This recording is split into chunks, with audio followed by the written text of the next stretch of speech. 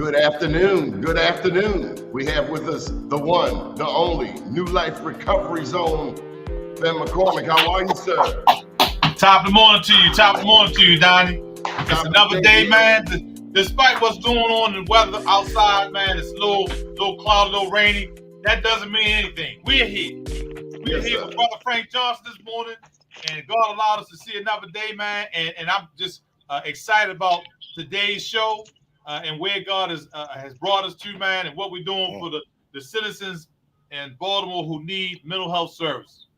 Now, before we get to Frank, I want you to just tell me why people should attend the New Life Recovery Mental Health Summit. So, our Mental Health Summit, which is June the 6th, from 9 to 1 down here at 102 St. Paul Street, is really for administrators and entities who want to listen to our panelists. We're going to have two 3-person panelists. We're going to have a keynote speaker, Dr. William B. Lawson, who's a professor at Howard and a psychiatrist. Brilliant man. He's a published author. We want people who come down, primarily administrators, Donnie, and people who are responsible for mental health programs here in Baltimore, so they can come down and get an understanding of what we do here down at New Life. We're going to give a tour of the facility, including the restaurant, the 100-room hotel that we have, so they can see exactly what we're doing down here in downtown Baltimore in relation to the mental health crisis in Baltimore and beyond. So that's what we're hoping for folks, and they may want to put them in our program or maybe take a look at what we're doing here, and maybe they take something back with them to their particular entity. So that's what we're hoping to accomplish on that day. So look here, Frank is actually right outside of the building, and as you're describing this 100-room hotel, Frank, what does it look like from the outside? Well, first of all, Donnie, can you hear me clearly? Yes. So, first and foremost, I always want to just give honor to God, give him all the glory. And, it's amazing as he's sitting up here having this conversation about this facility. I'm literally sitting outside and I'm looking and I'm like, where these 100 rooms are? And then I see the adjoining building and I'm like, my God, did he say a restaurant and 100-room hotel? And I'm very interested to find out a little more information about this 100-room hotel and what the intent is for that, as well as this restaurant. It's just amazing, man, what we can do when we come together as a community and we're focused, and more importantly, when we let God pour into us to become testimonies for others. It's just amazing. Well, so you're the right guest for the day. I see you shaking your head there, Ven. Yeah, I see. I didn't know who it was, but I see Brother Frank. I saw him outside. You're in that white Lexus truck. Yes.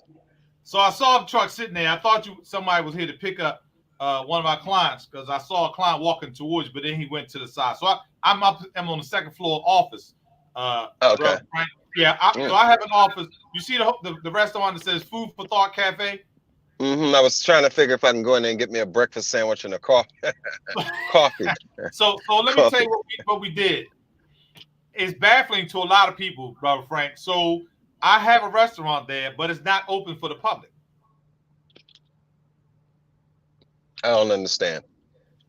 And you wouldn't believe the number of people who recognize me because I haven't created a public restaurant in that space, because it used to be a Korean restaurant, Brother Frank. So when I got the restaurant, I never intended to make money off of it. I intended to feed the homeless population and feed the clients that's in the building next door at 110. And I've been doing that. So that's what I do here. And Donnie knows me really well. So I'm sorry. While you're talking, I'm just feeling encouraged to do this. So sure. you go ahead and finish explaining. I'm gonna let the people see what you're talking about. Yeah. So the restaurant is Food for Thought Cafe. That's at 104, right? I'm actually above it at 102. So the office is above the sign. The restaurant is its own entity. We feed the homeless population in that space. It's not open for the public. So now I would certainly treat you to a breakfast sandwich, brother Frank, and that's our office. And I'm actually upstairs on the second floor of that Hey, space. give God some glory for me, please. And this is one. And this is one. Sounds good, man. And this is the hotel portion of it. Frank? Yes. Yes, that's a hotel. It's 100 He rooms said, in a hotel. Is that the hotel portion? Now listen, if you want to come inside, I'll tell the guard to let you in, man. We got armed security at the front. You're welcome to come inside. It's no problem. And you know, if you want to get a tour at the show, that's no problem either because you're here on site.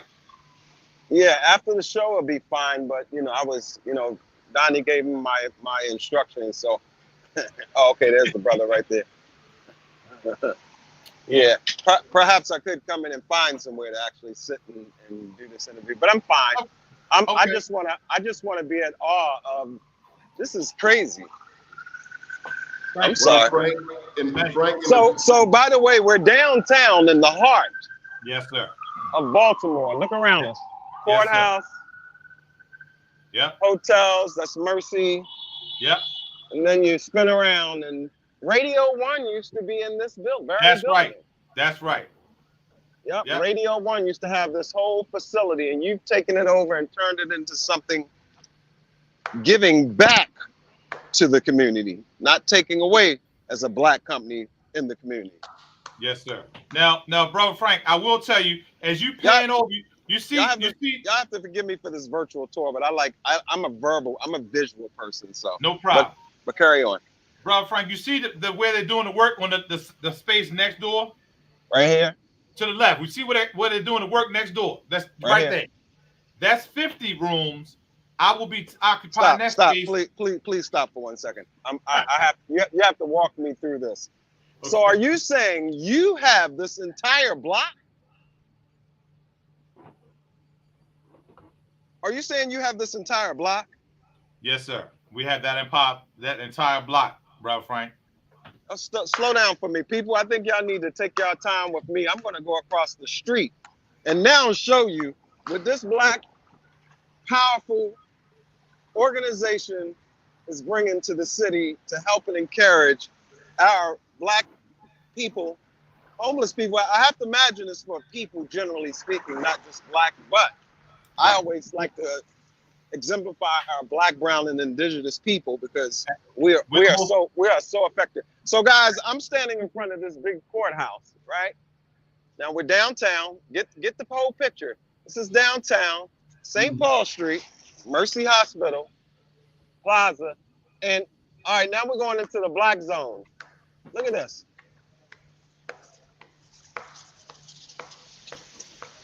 Donnie probably say, thank you, Frank, for this virtual tour. But here we go, people. Man, we need to pay you, bro. I promise you. Well, this is what I do. I'm marketing. I've been doing that for over 35 years. I've broken artists like Jay-Z, Mariah Carey.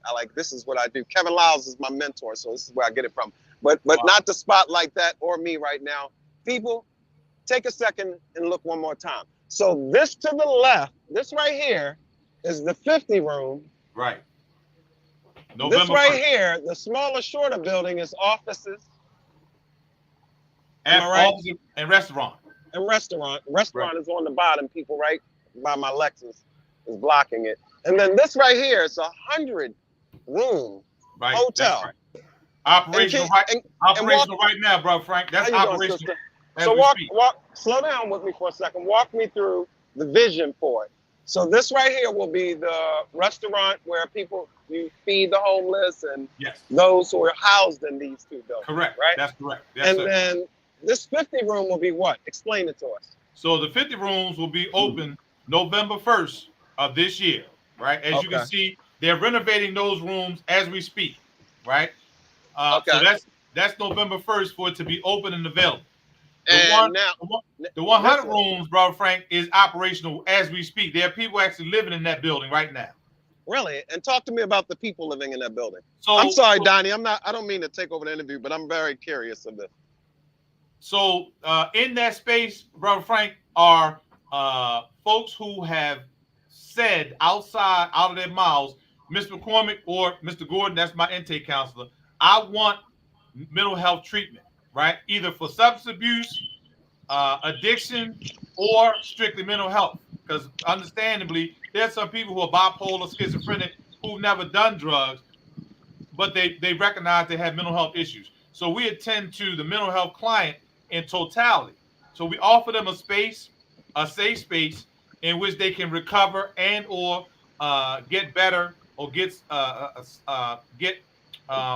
what's the word I'm looking for? So they can stabilize. That's the word I'm looking for on Okay. on mental health treatments, medications they may start taking. We also have a doctor that comes on site, Brother Frank. Once a week, we have a nurse that's on site Monday through Friday. She's off the day because of the holiday. So we have wheelchair access, right? Which is the door that you're at now with the ramp.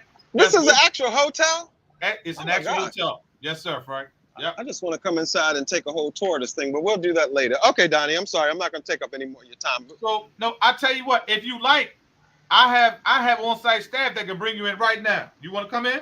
Well, only if Donnie don't mind me taking up his time for the tour. It's less about, so one thing you have to understand about me is and my wife said you don't put enough spotlight on yourself.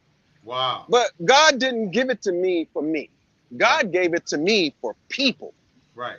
God gave it to me to use everything in my power to uplift other people. My testimony is not for me, it's for other people. Absolutely. So when I do what I'm doing right now, I'm just at awe right now that I got to do this one more time. People, do y'all understand that this is Black owned?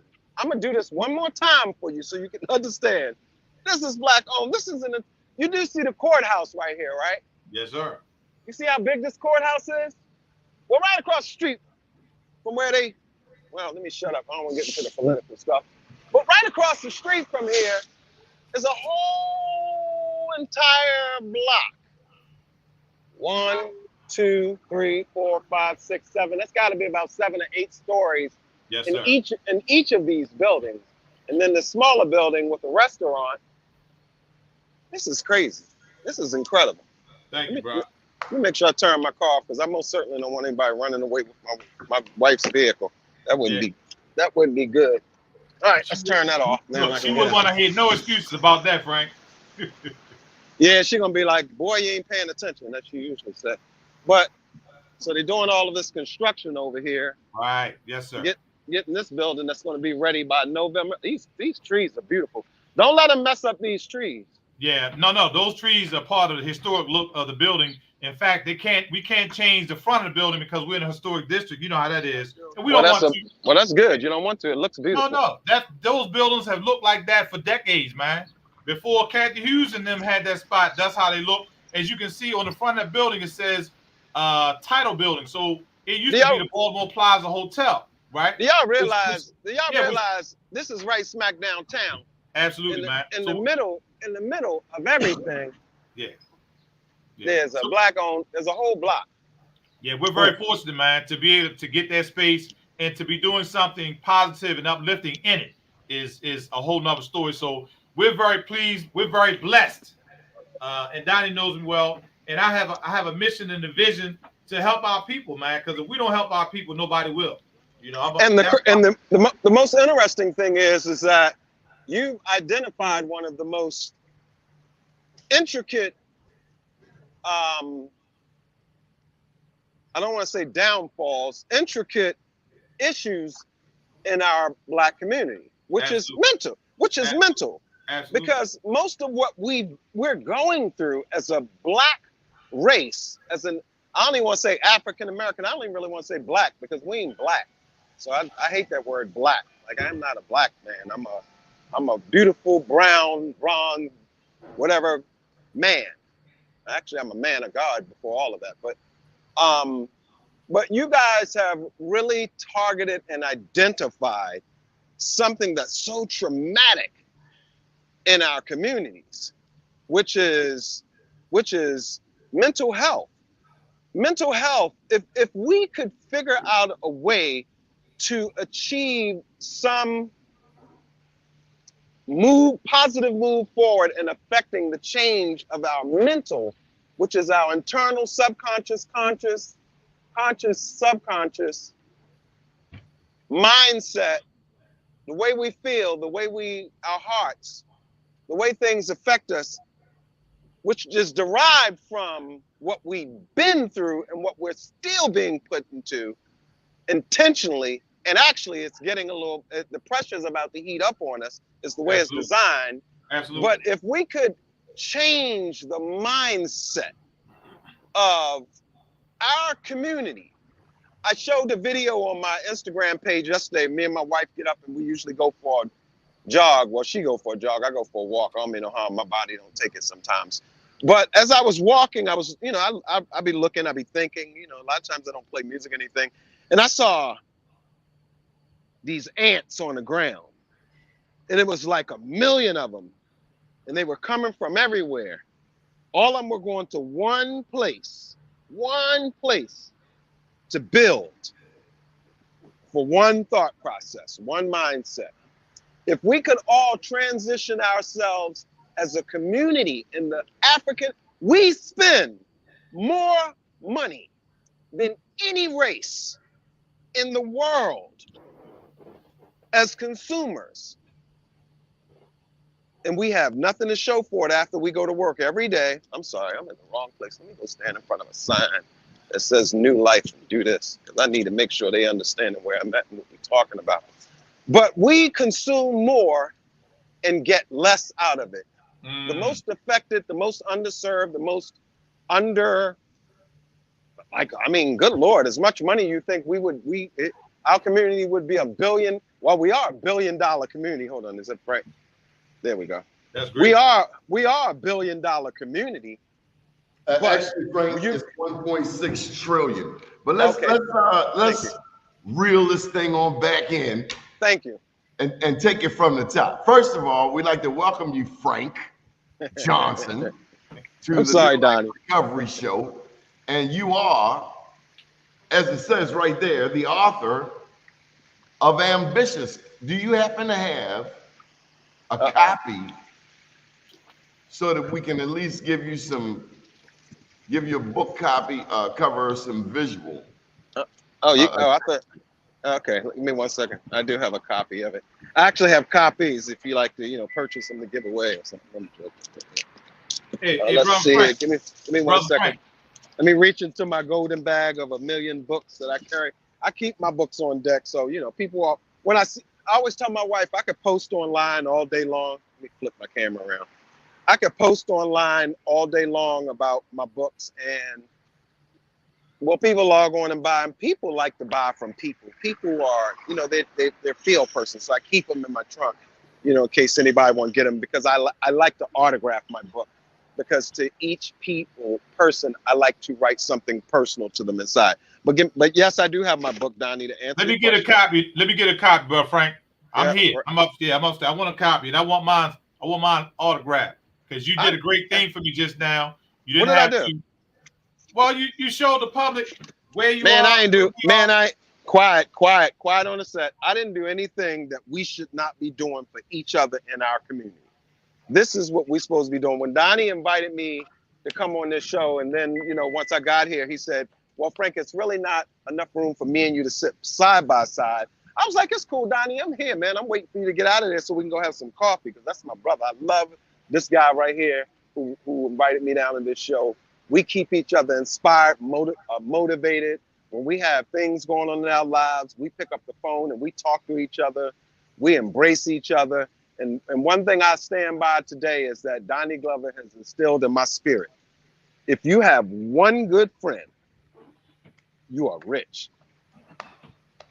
And I have one amazing brother, good friend right here. And I feel like I just met another friend of mine. Man, can I say something real quick, Donnie, before we go on? I'm gonna shut up and let you take it. And I don't know why you invite me on these interviews, because I like to talk. But my man, I'm gonna tell you why I'm so really at odd about this building. My wife has this organization, nonprofit, she's trying to get up and running, called Voices of Women. And it's designed for what you're doing right now. Not as much as mental, but empowerment of our Black women. Although she does more for Black men than she does for I'm sorry. Oh God, why am I showing this dumb courthouse? Let's go back to where I'm supposed to be at. Here we go. She does more for Black men than anything, but this right here, behind us, has been our dream. We can't wait to get into a position to get this. For me, this right here would be my arts and entertainment media division. It would house 2 floors of live sound stages where people could produce and direct and create. And then it would create on the second level an actual TV studio. So all of those people that are learning up there can produce content to come down here and do it live on air like Donnie's doing right now. That would be called the Donnie Glover Center. And then on the bottom floor would be all media training, artist training, to train us how to go out and present ourselves in that world. Okay, so let's get to your second building. This second building, I would probably keep like you have it as our executive offices, and all exclusive executive offices, and then a nice, I like the cafeteria area.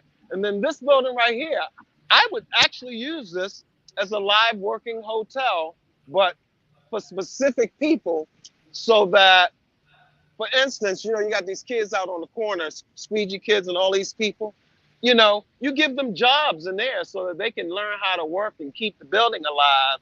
But any instance, that's our vision. That's our, hold on, I'm gonna bring it back. Frank, I was only saying we're gonna reel you. We're gonna reel you on in. Let me tell them why I'm saying this for a reason, because it's My inspiring, God. Donnie, it's inspiring to see a Black man doing it. There's so many people out there, and this is a mental health thing. There's so many of us out there that want to do it, but just don't understand it. So to see an example of what a Black brother is doing is inspiring to me, somebody who's been successful for over 35 years. I'm done. Go ahead, Donnie. What's your book about, Frank? Oh God, you're in this book. So my book is called Ambitious, and the book is a kind of my testimony, my biography, and it allows at the end of each chapter for you to read that chapter and say, oh wow, so he was with Jay-Z on an elevator one day, and he was, you know, a little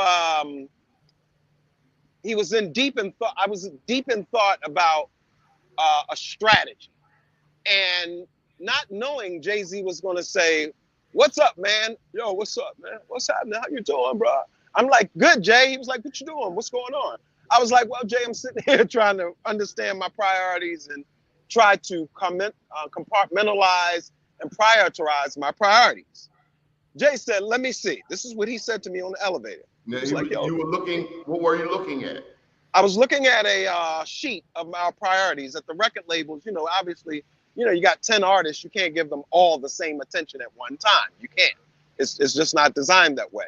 So I was trying to figure out of my priorities coming out of my board meeting that day, what I need, how do I need to strategize for what I needed to get done, which were my mandates. And Jay said, huh, that's easy. And he did this.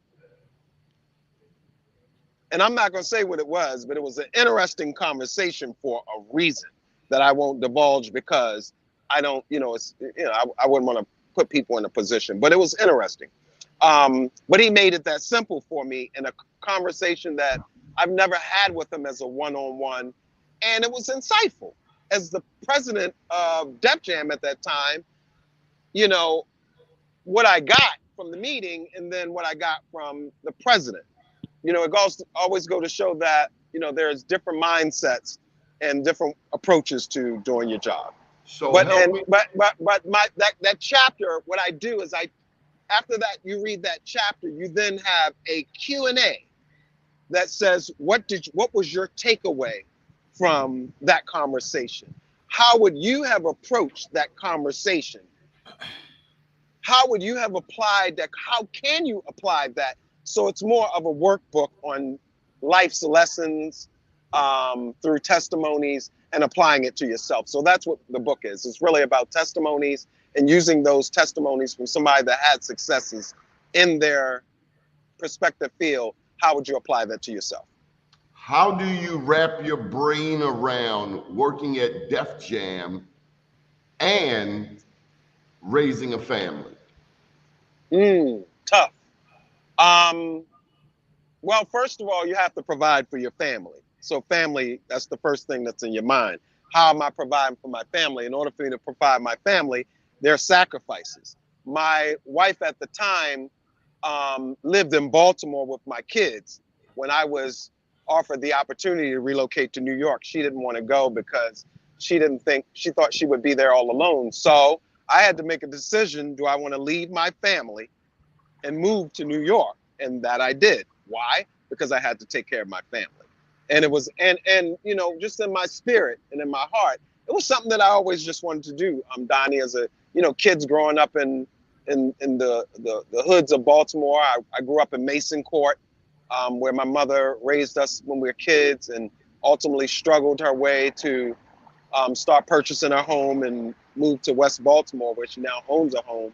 And you know, yeah. So look here, let me pull Vin on this. Vin, any thoughts on running a business and raising a family? So, you know, that's a delicate and intricate combination at all times. And we as men, and I'll go take a little further, we as black men are particularly challenged with what we have socially, in terms of some barriers that are presented. And I'm sure each of you have your own experience with that. So for me, family come first, and we sacrifice. Let me bring it home, keep it individual. I have to sacrifice certain things to make sure the family's straight. For instance, and we'll talk a little later off camera, Brother Frank, because I appreciate meeting you, man. You taking the time to come down here and be a part of We Are Us Today. So it's I'll give you an example for the three of us. It's a holiday. It's a holiday. And what I normally do on Memorial Day, because I'm a veteran, is I really try and get some rest, because the week has its own pulls, right? And things that it requires of us. So I got to rest.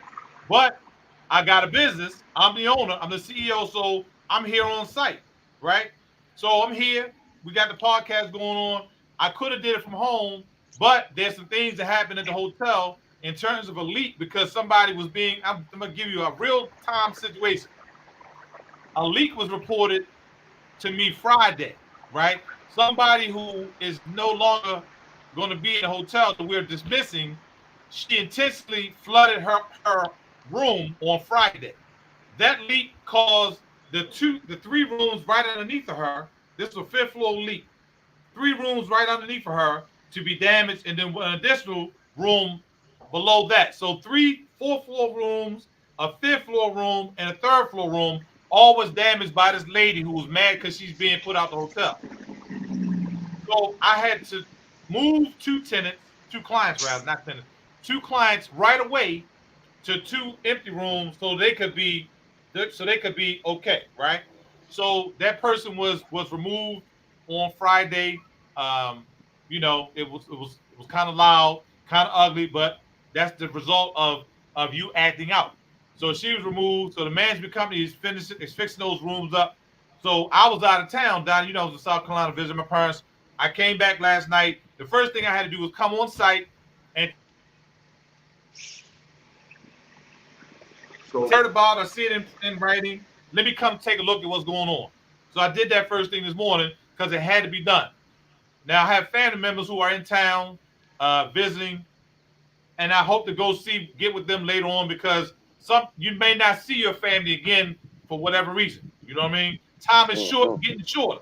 So I got to process that, right? Got to process that. Got to give time for family, but I got to come down here because this is my responsibility. Right. You know what I mean?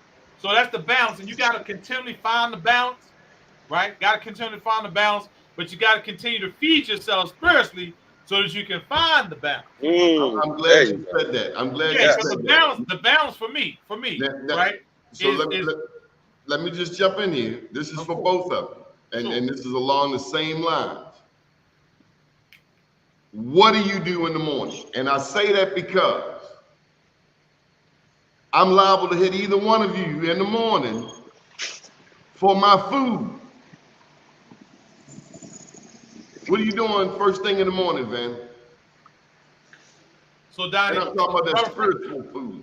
Brother Frank doesn't know, but I'll share it with you, Brother Frank, even before we meet in a little bit. So, Brother Frank, I'm 24 years clean as of the 7th of May, right? Mm. Much of what I do, Brother Frank, is personal in nature, right?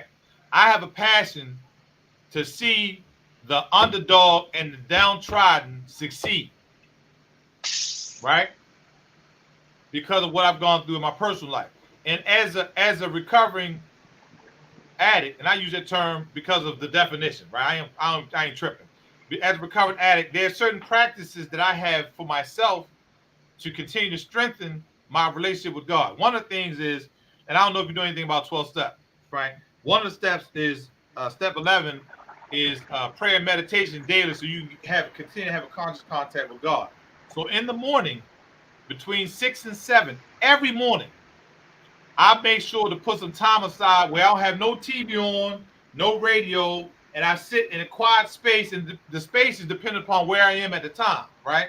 I make sure I sit, I'm awake, I'm fully awake, right? I'm not necessarily praying, but I'm still, and I'm listening. And I'm petitioning, but not necessarily in a praying posture, right? I try to do that every day between 6 and 7 before the day starts to pull at me, right? Now hold that thought. Hold that thought. Frank, what do you do first thing in the morning? And you know what I'm talking about. Don't play goofy. So as soon as I open my eyes, he said, "Don't play goofy." That is funny. That was such a preconceived mindset of what you thought I was going to do, but I'll take it because I love you. First thing I do in the morning, when I open my eyes, me and my mother talked about this yesterday as I was walking. I lay there, nothing's going on. My wife is still probably asleep on the other side or up and getting herself ready. I lay there in the bed and I talk to God. I thank him for allowing me this opportunity with him at this present. I thank him for waking me up. I thank him for everything, all the goodness, the testimonies he's going to allow me to give to somebody else today. And then I start reading my Holy Bible on my phone, and I find something that he puts into my spirit, whether it's a prayer or a quote or something that I put together, articulate the way I received it, that he articulated to me. I put it in a form and I send it out to various people who are on my list. You know, I'm real impatient. This is the one for the day. My prayer for my dear friends and family. Dear Lord, use me as an example of divine transformation. Give me an opportunity, then, to share my testimony. Equip me today for what you have in mind for tomorrow. And don't let time run away from me. Happy holidays. But that's what I do, Van. I wake up and I pray, and then I take in whatever I receive. I listen to what I receive, and then I output that to friends who I know are going through things. And then, yeah. And then if I don't get one of these, I'm going to call him by noon. Where is my memo? Yep, that's true. And quite a few of my friends, when they don't get that text, how you doing, brother? My man, when they don't get that text, they are alarmed or they are questioning what's going on, because there are friends of mine that rely on that inspiration, and they'll reply to me when they get it, or if they don't get it, on, man, I really needed that. Man, you don't know, I just went through something. I posted something yesterday, a friend of mine. Oh, Frank, I got to stop you. Now, Frank, I want you to tell me of what you want for the city of Baltimore. And I want you to start on that street that they named after you. Watch this, Vin. What I want from my city of Baltimore. I want more city that named the street after you. I want more of what Van's doing. I want the city to, I want the mayor. Let me finish. Vin. I want more of what Vin is doing. I want the mayor's office and the city council and the governor of Baltimore, who, oh my God, powerful black people I mean, a black governor, a black mayor, black city council president, all these black people. Like, I just want not anymore, brother Frank. Not anymore. There's Zeke Cohen now. Where? Nick With what? The city council president is not black. Nick Mosby is no longer? No, he lost to Zeke Cohen. Oh my God. Well, okay. So black mayor, black governor. What the hell? How did that happen? Okay, well, Nick, hey man, try again next year or whatever, 4 years. It's all good. And he's my fellow Poly alum. But anyway, go ahead. So I just want these people in power, the exemplified power, mayor, governors of Baltimore, to finally move away from the politics that get them elected and really be encouraged to do something that, no disrespect to Obama, I wish when we get in offices, we do, which is put our foot down and give opportunities like this. And really push, not because we come in to ask, but you already know before you got in office, because as you were campaigning for offices, these same people then and other people said, man, I'm trying to get this done, brother. I'm trying to get this done, brother. But no, what we do is we take you look at the people that donated to your campaign and you made promises to, but you forget about the communities. Like, I get all of the stuff that got you elected, you have to do, and all of the whatever that is, the shaking hand, whatever that is. But we got so many powerful black people in Baltimore, man, that could do a lot to uplift our community in a mental capacity. In a monetary fashion, in a whatever logistics it takes to allow things like this.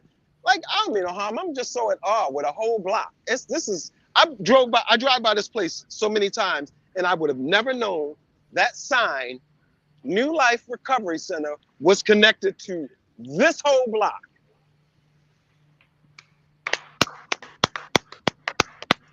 That's what I envision for Baltimore. I want more of that. I want more of this. I want next somebody to take this building, and then next somebody to take maybe that building. But at some point, oh my gosh, like how are we like the number one consumers of everything and don't own anything? I'm so tired. I'm sorry, Donnie, I'm gonna stop right here after I say this one thing.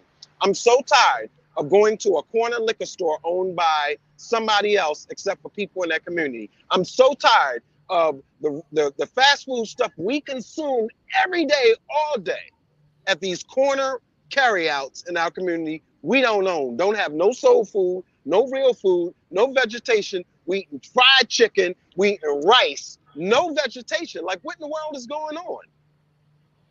And we wonder why we have diabetes, and wonder why we have cancer and all this stuff.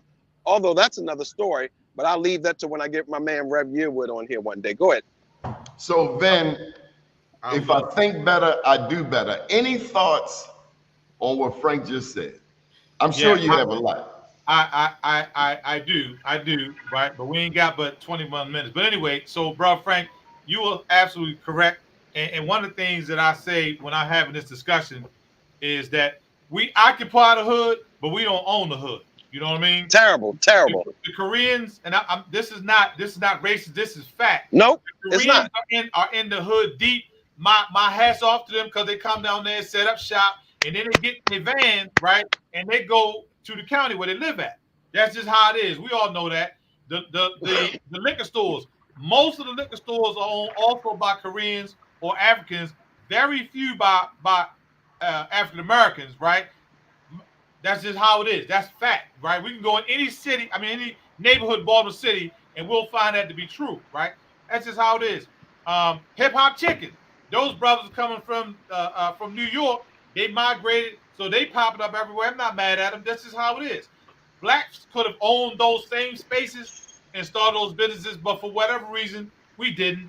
I'm not here to try and figure that out. Ben, let me just say something. Sure. That's what I want, Donnie, for Baltimore. I want us to give some grants to my mama, our mamas, our families that really cook soul food, that really makes some fried chicken, that really makes some macaroni and cheese, that tastes like macaroni and cheese, to open up. Come on, guys, let's what are we doing? I'm gonna say this, and God forgive me, Donnie, I'm sorry. If we're gonna sell drugs to our own people in our own community, and that's how we making our money, black man, black woman, put that money into that building sitting right at that corner and open your mama or your cousin or your sister or whoever a restaurant. Like, put it back into the community. Don't take it and then, I'm sorry, I'm done. This has been a powerful show. Frank, let's plug that book. I've been asking you for a minute now to tell me a little more about Ambitious. What's in the book? Donnie. Yeah. I'm going to ask you a question real quick. Anybody want my book? Go to Frank E. Johnson on Instagram. Frank E. Johnson on Instagram. Donnie, can we get back to the mental health?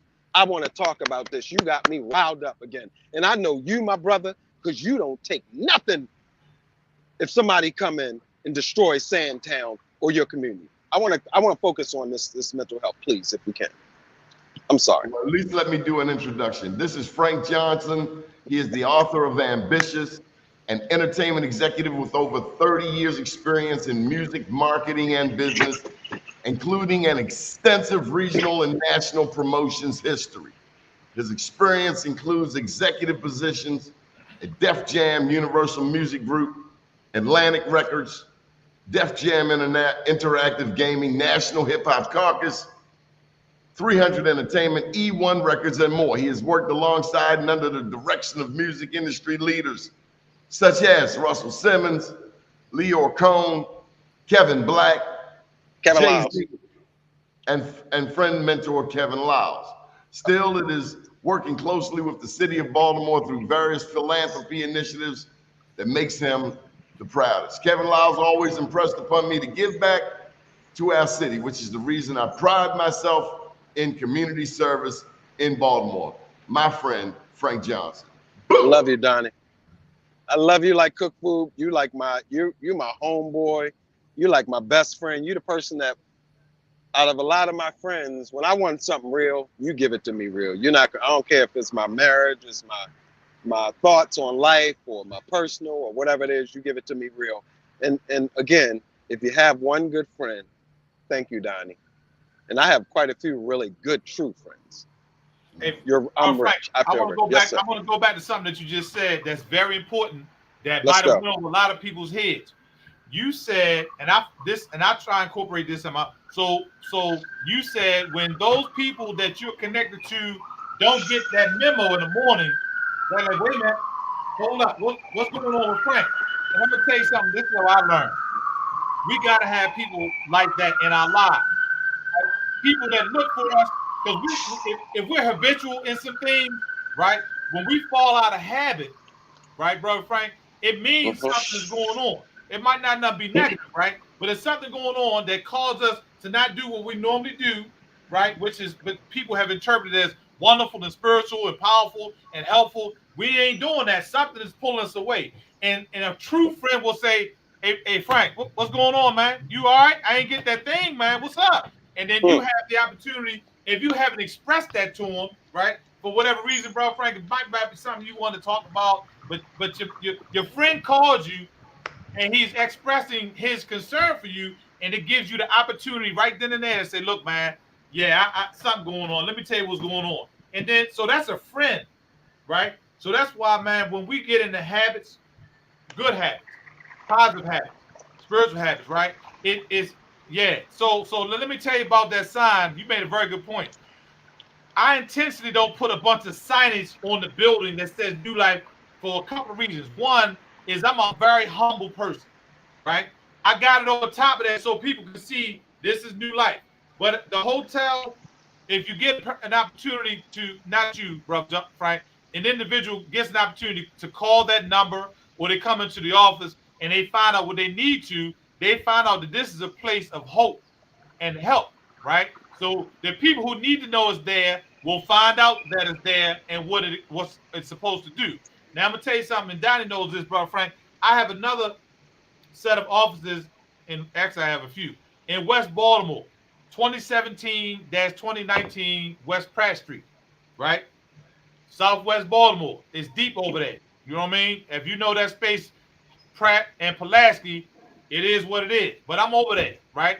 I have an office there. I got a doctor that operates out of there. We have group over there. I've been just fortunate enough to get the building across the street. There used to be a furniture store for 20 years that's been closed for 10 years. And God has blessed us to get that space across the street at 2008-2012. There's 4 buildings, man, right? Side by side. It's 10,000 square feet that we're renovating right now, Brother Frank, that I don't even really have the money to renovate, but I'm a positive person. And Donnie's been over there. So what I'm doing over there is very quietly moving the guys that's over there doing their thing. I'm quietly moving them out of that space, right? Very respectfully.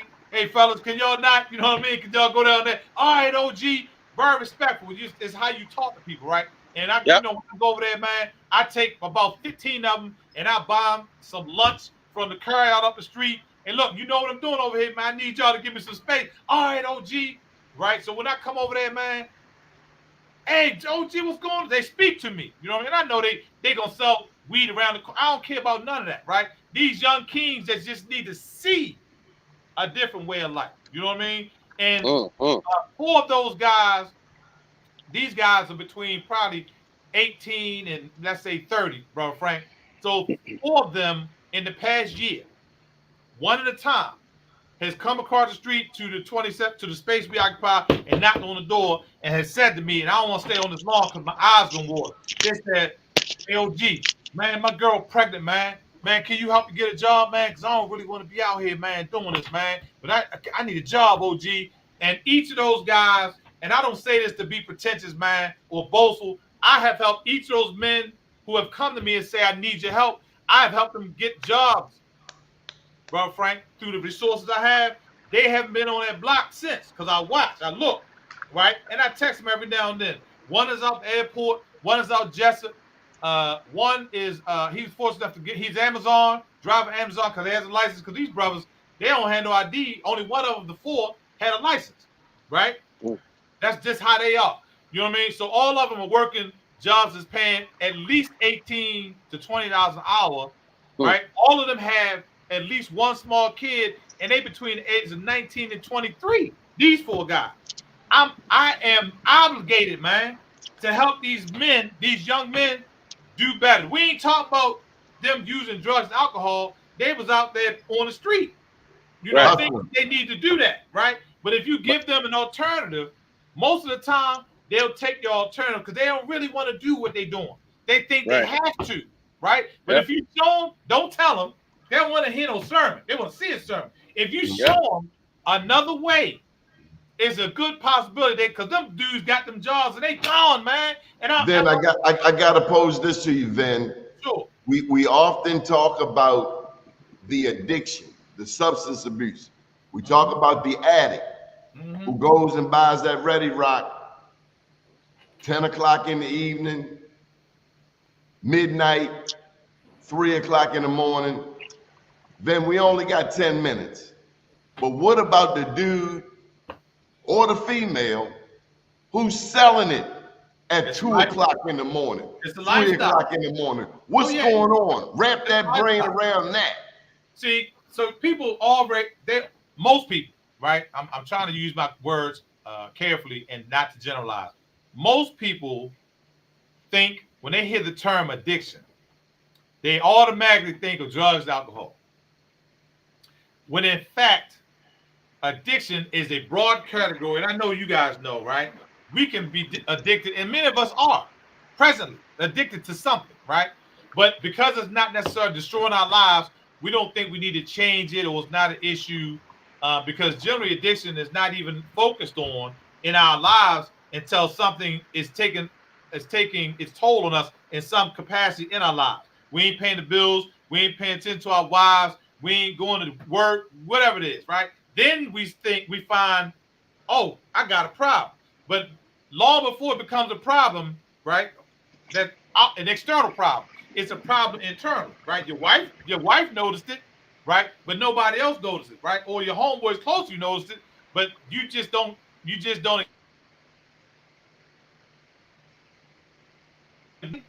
right? Getting $1,000 in the night, it's hard to stop doing that because you can run out. That's why they spend real quick. That's why they run and pay 20 G's on a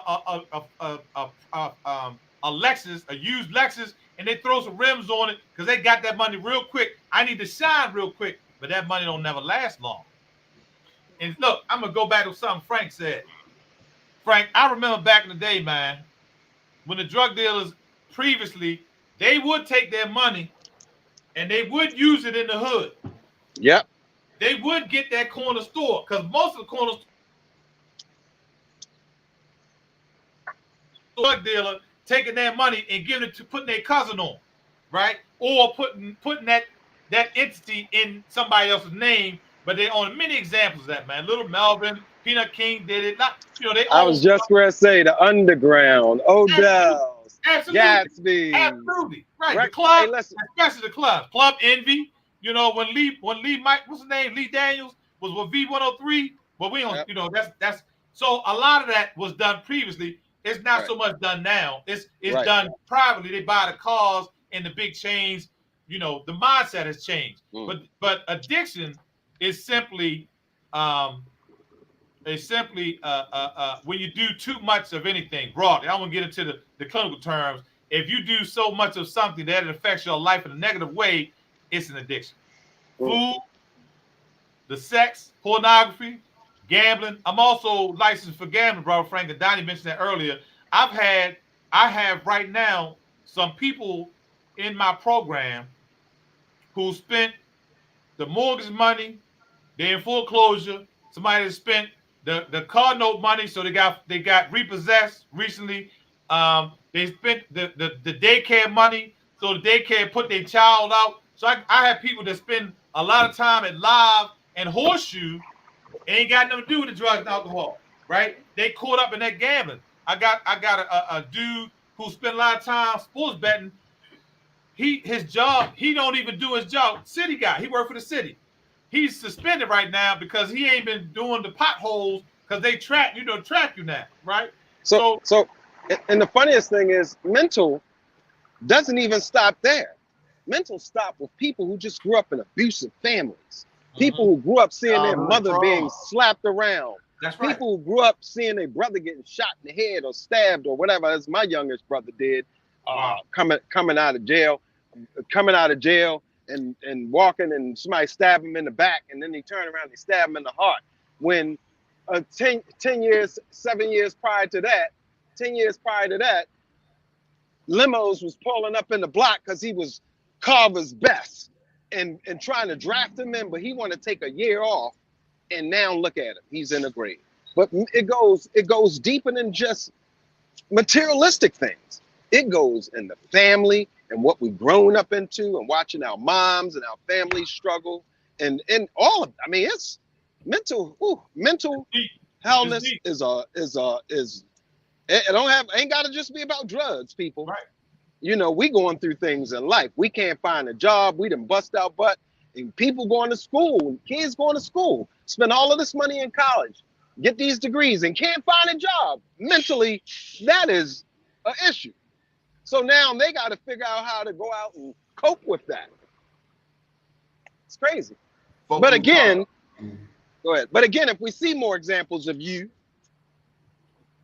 and positive brothers like you doing positive things like this, then maybe, like you said, them brothers see you up there. They see you working. You respectful to them. That's why I don't care what they are, man. I see these kids walk by me, they look like they might be trying to rob, but somebody will rob me. Who knows? But I always speak to them. How you doing, young brother? How you doing, King? People just want to know that they acknowledge that you acknowledge they're there sometimes. We gotta find a different approach. So, gentlemen, here's the word for the day. I am enough. I am enough, for sure. And I am enough. Oh, you want us to repeat it? I want you to pour it into your spirit today. I am enough. I am enough in all caps. And now I want to spin that. And for those that are listening out there that are going through something, it might not be drugs, it might not be sex, it might not be gambling, You are enough. You are enough in all caps. Say it to me no matter when you look at this recording, and you know it. God made you special. Special. He ain't make nobody else like you. No matter what you going through, he will bring you out of it because you are enough. And I love you. I love you. You are enough. Because God said it so. Frank, I appreciate you. That book is available on Amazon, Ambitious by Frank Johnson, my friend, music executive. How many gold records you got, Frank? In my house, or how many have I broken? How many in your house? Good Lord, I don't know. Maybe about 10, 15, 20, maybe. I don't know. They, you know, at Def Jam, unfortunately, when I came aboard, they stopped giving plaques out because they were like, it's costing us too much money. But I probably, good Lord, I don't know, man. If I had all of the plaques on records I've broken, I wouldn't be, they would probably have to be housed in this amazing building behind me. Yes, black man. Yes, black man. Yes, Loretta Avenue up in the house. That's Loretta Avenue's finest. For those that just logging on, look at this black-owned loveliness in downtown Baltimore. Y'all know the courthouse, right? Big ass goddamn courthouse. Look at this big ass black-owned business. That's what I'm talking about. That's what I'm talking about. Listen, man, if you're going through anything right now, whatever it is, take this number down right here. Let me get over to it before we get logged off of this broadcast. 253-3663. New Life Recovery Center, 240-253-3663. Ven, any final thoughts before we close out? No, I just want to thank my good brother Frank and his amazing work today, his time and his energy. I want to thank you, brother Donnie, for being the primary facilitator of this thing, man. It wouldn't work if you wasn't at the helm, man. I promise you, because it's not my thing. But I'm grateful for everybody who took the time to tune in today. And we do this Monday, Wednesday, and Friday from 12 to 1. And we just getting started, ladies and gentlemen. And if you want to be a guest on the show, just give me a call, 443-858-2684. Ven, we appreciate you. Frank Johnson, Ambitious. Yes, sir. Love you, man. I love you too, bro. Hey, Donnie, thank you for inviting me down, man. I needed this. Talk about mental health. I needed this today. Hey, brother, don't go nowhere because I want you to come upstairs. Donnie, bring him up to the office, man. We're going to get the tour. You think I'm going to leave this building without coming upstairs? You're out of your mind. Good afternoon, world. All right. I love y'all. Love you too, Dad.